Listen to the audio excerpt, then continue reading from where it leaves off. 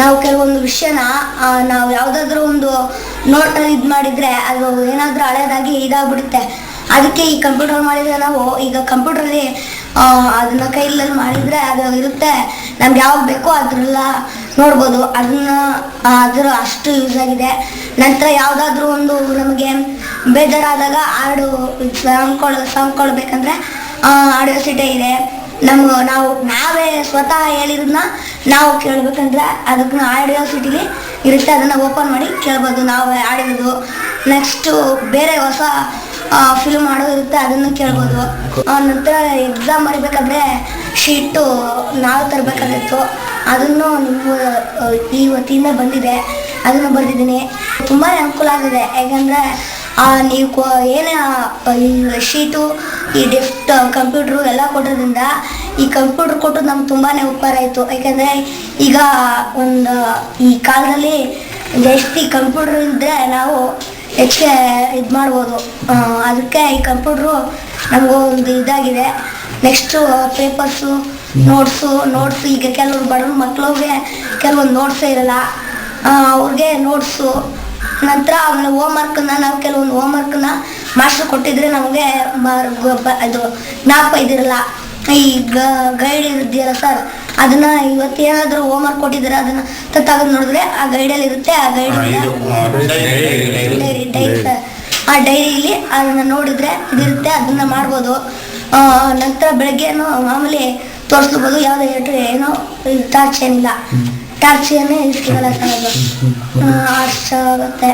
ನಂತರ ಒಂದು ಗ್ರಂಥಾಲಯ ಅದು ಒಂದು ಉತ್ತಮ ಸರ್. ಯಾಕಂದರೆ ಈ ಕೆಲವೊಂದು ವಿಷಯಗಳು ನಮ್ಗೆ ಇನ್ನೂ ತಿಳಿದಿರಲ್ಲ, ಆ ಬುಕ್ಕಲ್ಲೂ ಇರಲ್ಲ. ಆದರೆ ಇದು ಆ ವಿಷಯ ಈಗ ಇದರಲ್ಲಿ ಗ್ರಂಥಾಲಯದಲ್ಲೇ ಇರುತ್ತೆ ಸರ್, ಸಿಗುತ್ತೆ. ನಮಗೆ ಬೇಜಾರಾದಾಗ ಇದು ಕತೆ ಬುಕ್ಸು, ನಂತರ ಇದು ಇದ್ರ ಬಗ್ಗೆ ಫಿಸಿಕ್ಸ್ ಬಗ್ಗೆ, ಆಮೇಲೆ ಸೈನ್ಸು.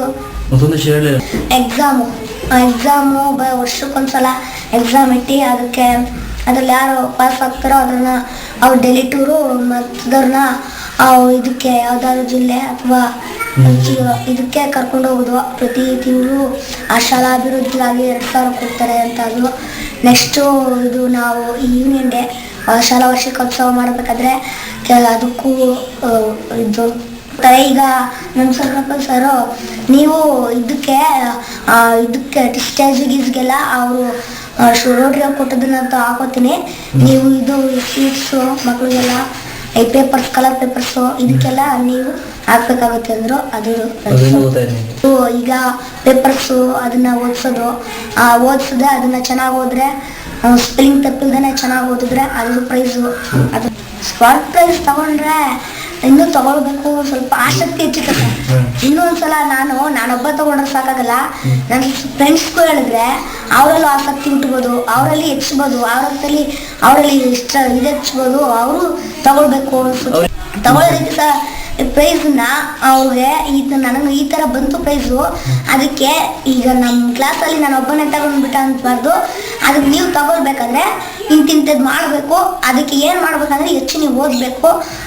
ಪ್ರತಿದಿನ ನ್ಯೂಸ್ ಪೇಪರ್ ಬರುತ್ತೆ, ಆ ಪೇಪರ್ನ ಓದಿ ನಿಮಗೂ ಕೂಡ ಬರುತ್ತೆ. ಅದು ಏನು ಯಾರಿಗೂ ಏನು ಇದು ಮಾಡಲ್ಲ, ಕೊಡ್ತಾರೆ ಅಂತ. ಅವ್ರಿಗೆ ದತ್ತು ತಗೊಂಡವ್ರೆ, ಅವ್ರು ಕೊಟ್ಟಿದ್ರು.